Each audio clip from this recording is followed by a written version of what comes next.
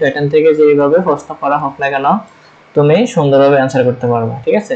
তো প্রিয় শিক্ষার্থীরা, তোমরা যারা উপজেলা ভিত্তিক পরীক্ষা দিবে অষ্টম শ্রেণীতে, তারা এই ক্লাসটি খুব মনোযোগ সহকারে প্রথম থেকে করার চেষ্টা করবা। তো প্রিয় শিক্ষার্থীরা, আমি আজকে প্রায় 4 বছর একটা হাই স্কুলে শিক্ষকতা করছি এবং বাচ্চাদেরকে দীর্ঘদিন পড়াইতেছি। তো আমার একটা অভিজ্ঞতার আলোকে এই প্যাটার্ন থেকে তুমি কোন কোন অঙ্কগুলো শিখবা, কিভাবে শিখতে হবে, কোনগুলো আসতে পারে, সে সম্পর্কে তোমাদের সাথে আজকে আলোচনা করবো, ঠিক আছে। তো প্রিয় শিক্ষার্থীরা, আশা করি তোমরা সম্পূর্ণ ক্লাসটা আজকে দেখার চেষ্টা করবা। তো আমাদের প্যাটার্ন সাধারণত হচ্ছে যে একটা নিয়ম বা নীতি আর কি। তো প্যাটার্নের নিয়ম নীতি অনুযায়ী আমাদের যে অঙ্কগুলো করতে হবে সেটা হচ্ছে যে, আমরা দেখো এখানে এই যে এই প্যাটার্নের যে অঙ্কগুলো আছে, সংখ্যা ছেড়ে নির্দিষ্ট সংখ্যা নির্ণয়, যে এই প্যাটার্নের যে অঙ্কগুলো আছে এগুলা ভালোভাবে করতে হবে, এগুলা তোমাদের পরীক্ষা আসবে। সংখ্যাগুলো পরবর্তী দুটি সংখ্যা নির্ণয় করো। তো পরবর্তী দুটি সংখ্যা কিভাবে নির্ণয় করব সেটা হচ্ছে আমাদের এখন মূল বিষয় দেখার। আমরা দুটো শ্রেণীর পার্থক্য, দুটো সংখ্যার পার্থক্য বের করে নেব, ঠিক আছে।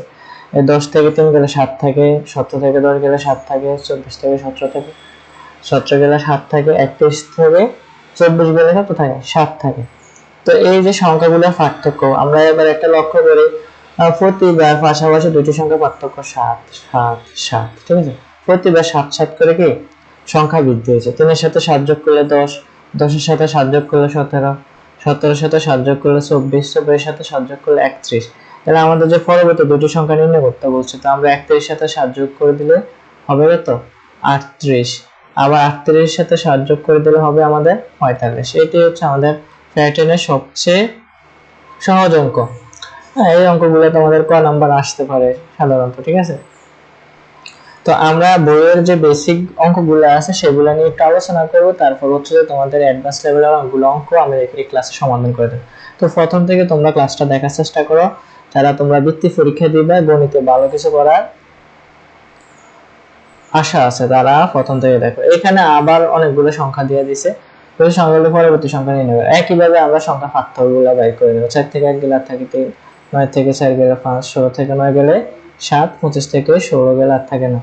তাহলে এখানে প্রত্যেকটা সংখ্যা 2 করে বৃদ্ধি হয়েছে, ঠিক আছে। এখানে 2 বৃদ্ধি হয়েছে, এখানে 2 বৃদ্ধি হয়েছে, এখানে 2 বৃদ্ধি হয়েছে। তাহলে এখানে যদি 2 বৃদ্ধি হয় তাহলে হবে কত 11। তো 11 এর সাথে 25 যোগ করে দেব, তাহলে 37, 37 এর সাথে আবার আমাদের শুধু পরবর্তী সংখ্যাটা নির্ণয় করতে বলছে, তাহলে 37 হচ্ছে আমাদের অ্যানসার। আশা করি অঙ্কটা তোমরা বুঝতে পেরেছো। তারপরে এখানে আবার সংখ্যাগুলো পরবর্তী সংখ্যা নির্ণয় করে, তাহলে 3টা প্যাটার্ন আছে, 3টা প্যাটার্ন মনে রাখবে। একটা হচ্ছে একই সংখ্যা পার্থক্য সমান থাকবে, আরেকবার হচ্ছে যে সংখ্যা দ্বয় বারবার কি 2 করে বৃদ্ধি পেতে থাকবে, আরেকটা হচ্ছে নিয়ম যোগফল। দেখো 5 একে যোগ করলে 6, 5 6 যোগ করলে 11, 11 6 যোগ করলে 17, 17 7 11 17 যোগ করলে 28, 17 28 যোগ করলে 45। পাশাপাশি দুটি সংখ্যা যোগ করলে আমরা পরবর্তী সংখ্যা পাই, ঠিক আছে।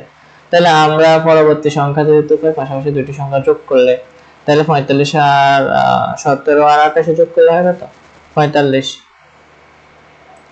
পরবর্তী সংখ্যা আর যে 28, 28 এর পরবর্তী সংখ্যাটি হচ্ছে কত 45।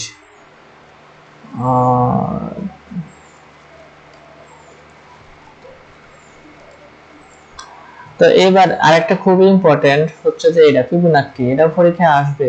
হ্যাঁ, এটা পরীক্ষায় আসবে। ফিবোনাক্কি কি মানে, তোমার পাশাপাশি ধরো শূন্য বাদ দিয়ে, শূন্য আর একে যোগ করলে 1 হয়, 1 একে যোগ করলে 2 হয়, 2 একে যোগ করলে 3 হয়, 3 এ 2 যোগ করলে 5, 5 3 এ যোগ করলে 8, 5 8 এ যোগ করলে 13, 8 এ 13 21, 21 আর 13 হচ্ছে 34।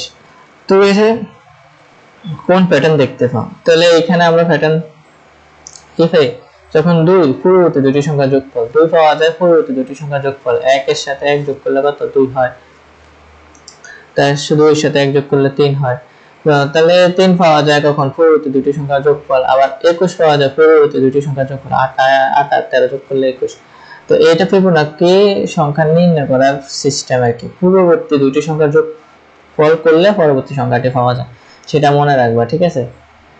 তারপরে আমাদের আর সবচেয়ে বেশি ইম্পর্টেন্ট অঙ্ক হচ্ছে যে, হ্যাঁ এই অঙ্কগুলা খুব ইম্পর্টেন্ট অঙ্ক, এগুলা খুব ইম্পর্টেন্ট। সংখ্যাকে দুটি স্বাভাবিক সংখ্যা বর্গের সমষ্টির রূপে প্রকাশ। সংখ্যাকে দুটি স্বাভাবিক সংখ্যা বর্গের সমষ্টির রূপে প্রকাশ, তোমরা বর্গের সংখ্যা মনে রাখবে কোনগুলা, যেগুলো একই সংখ্যা দ্বারা গুণ করা যায় সেগুলো কি সংখ্যা বলা হয়? বর্গ সংখ্যা বলা হয়। একই সংখ্যা দ্বারা যেগুলো গুণ করা যায় সেগুলো হচ্ছে বর্গ সংখ্যা, ঠিক আছে? একে একে এক, এটাও একটা বর্গ সংখ্যা। তারপরে 4×16, এটা একটা বর্গ সংখ্যা।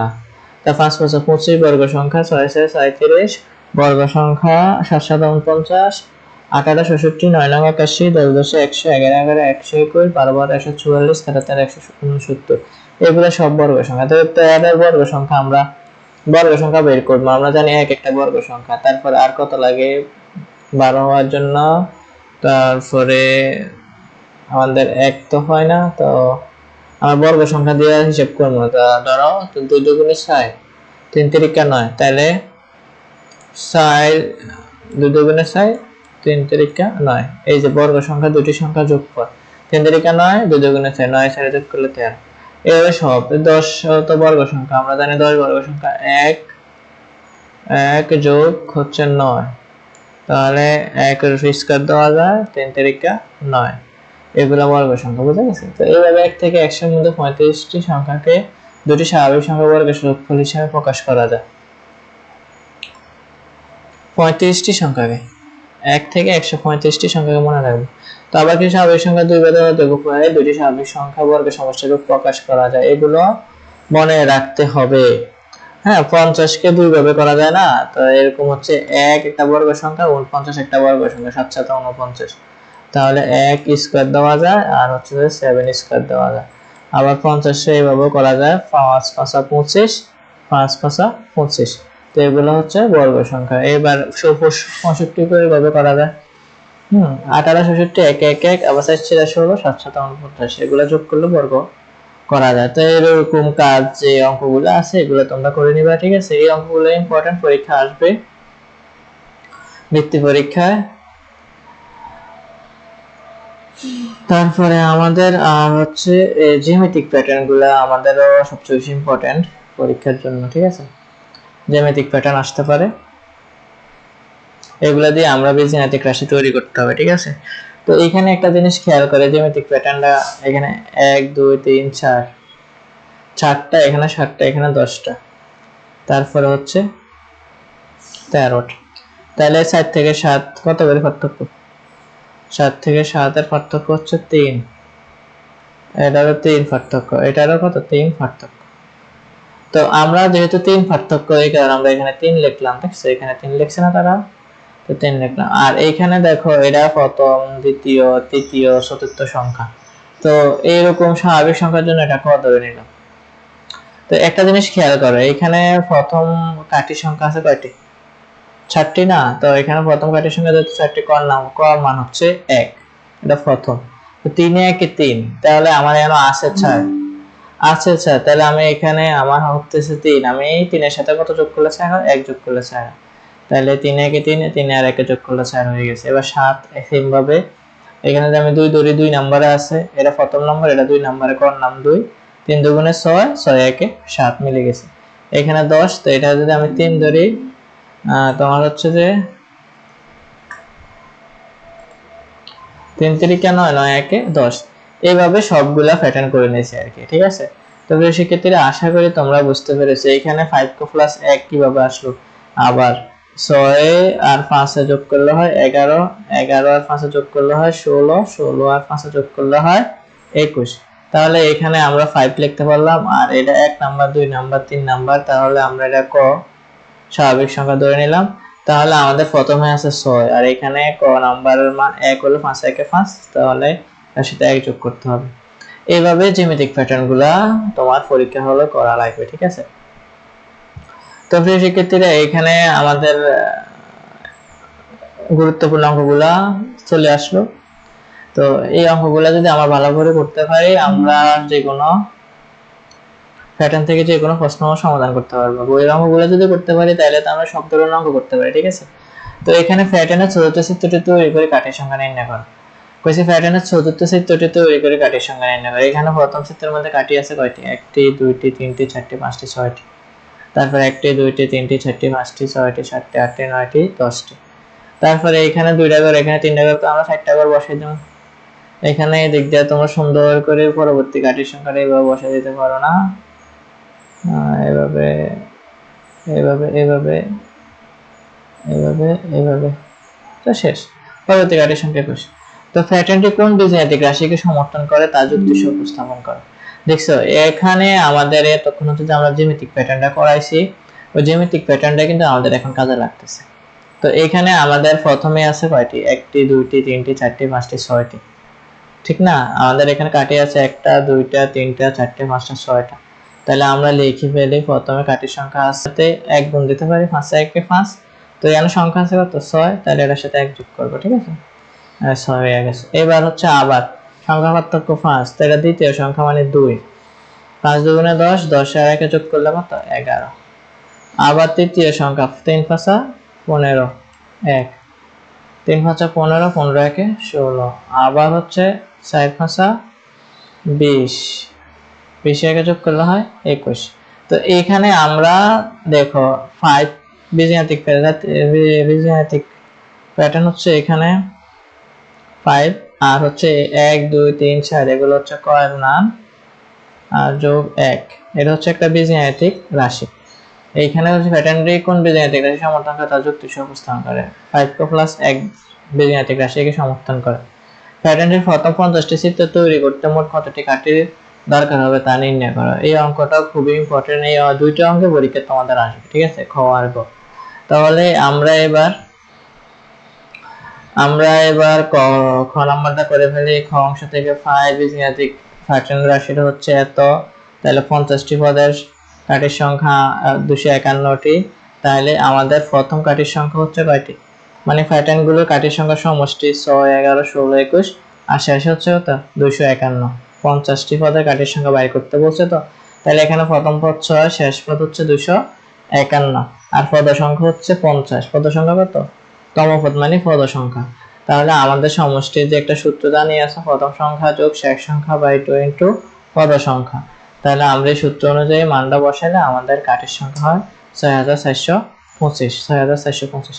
এই অঙ্কটা খুবই ইম্পর্টেন্ট, ঠিক আছে, ভেরি ভেরি ইম্পর্টেন্ট। এই অঙ্কটা তোমাদের আসবে, এরা ভুল হবে না। তো সমষ্টি সূত্র মনে রাখবা, প্রথম সংখ্যা যোগ শেষ সংখ্যা বাই 2 ইনটু পদ সংখ্যা। তো সেক্ষেত্রে আমাদের বইয়ের যে ইম্পর্টেন্ট অঙ্কগুলা, সেই অঙ্কগুলা কিন্তু মোটামুটি করা গেছে, ঠিক আছে। তো এইখানে 9 নাম্বার অঙ্কগুলা তোমরা করে নিবা। হ্যাঁ, তালিকার পাশাপাশি দুটি পদের পার্থক্য বের করে পরবর্তী দুটি সংখ্যা নির্ণয় করো। সহজ। এখানে কত 7 আছে, তারপরে 12 আছে, তারপরে 17 আছে, তারপরে 22 আছে, তারপরে 27 আছে। তাহলে এবার হচ্ছে যে 5 7 কত 12, তার 5 7 12 5 17, তাহলে 5 হয়, তাহলে কত 5 হয়। পাশাপাশি দুটি সংখ্যার পার্থক্য কত করে 5 করে। তো তোমরা লিখবে যে লক্ষ্য করি পাশাপাশি দুটি সংখ্যার পার্থক্য হচ্ছে 5 করে।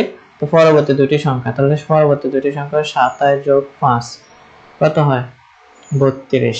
তাহলে 32 আবার যোগ 5, তাহলে কত হয় 37। এটাই হচ্ছে আমাদের কাঙ্ক্ষিত অ্যান্সার। এরপরে আবার 6 17 28, তারপর 39, তারপর হচ্ছে যে 50। তাহলে এখানে আমরা এবার কি করব, এখানে আমরা এবার সেম ভাবে এটার মতন করব। হ্যাঁ, 6 আছে, 17 আছে, 28 আছে, 39 আছে, আর 50 আছে। তাহলে 17 থেকে 6 গেলে 8 থাকে, 11। তারপরে 28 থেকে 17 গেলে 8 থেকে 20, আর ওই দিকটা 11 করে এত থাকে 11। তাহলে এটা প্রত্যেকটা সংখ্যার পার্থক্য 11 করে। তাহলে এটা সেম ভাবে তোমরা করে নিবা। আর এখানে নিচের সংখ্যাগুলো প্যাটার্নের মধ্যে কোন মিল আছে দেখো। আমরা ফিবোনাক্সি শিখেছি, 1 1 যোগ করলে 2, 2 এর লাগে যোগ করলে 3, 3 এর লাগে 2 যোগ করলে 5, 5 এর লাগে 8 যোগ করলে 13। তাহলে প্রতিটি তালিকার পরবর্তী সংখ্যা, তাহলে 8 আর 13 যোগ করে দেব। হ্যাঁ, 8 আর 13 যোগ করলে হয় তোমার 20 21। তাহলে পরবর্তী সংখ্যাটি হচ্ছে 21। এটা ফিবোনাক্সি সংখ্যা বলে। কি সংখ্যা, ফিবোনাক্সি সংখ্যা।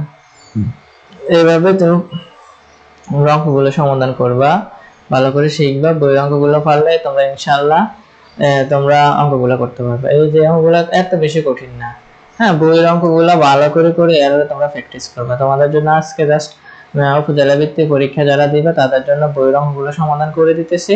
আর তোমাদের যদি মনোবল হয় যে স্যার আমাদের আরো একটু অ্যাডভান্স লেভেলের অঙ্ক লাগবে, তাহলে স্যার কমেন্ট বক্সে কমেন্ট করবে এবং পরবর্তীতে তোমাদের আরেকটা ক্লাস সুন্দরভাবে করানোর চেষ্টা করবে। ঠিক আছে, এখানে কাঠির সংখ্যা তালিকা করো। তাহলে এখানে কাঠির সংখ্যা 1 2 3 4, কাঠির সংখ্যা এখানে 4, এখানে 1 2 3 4 5 6 7, তাহলে এখানে হচ্ছে 7, এখানে 1 2 3 4 5 6 7 8 9 10, তাহলে এখানে হচ্ছে 10, 4 7 10। তালিকা পরবর্তী সংখ্যাটা কিভাবে বের করবে তা ব্যাখ্যা করো। তাহলে তালিকা পরবর্তী সংখ্যাটা কিভাবে বের করবো আমরা দেখি। এখানে কত, 7 থেকে 4 গেলে 3, 10 থেকে 3 গেলে 7 গেলে 3। তাহলে লক্ষ্য করি বারবার দুটি সংখ্যা পার্থক্য কত করে, 3 করে। তাহলে তালিকা পরবর্তী সংখ্যাটি হচ্ছে 10 যোগ 3, 13। খ নম্বর শেষ। এটা কাটি দিয়ে পরবর্তী চিত্রটি তৈরি করে তোমার উত্তর যাচাই করো। তো কাটি দিয়ে পরবর্তী সংখ্যাটি তুমি তৈরি করে নিবা। আরেকটা আরো একটা সংখ্যা কাটি তৈরি করে নিবে আর কি। এখানে আছে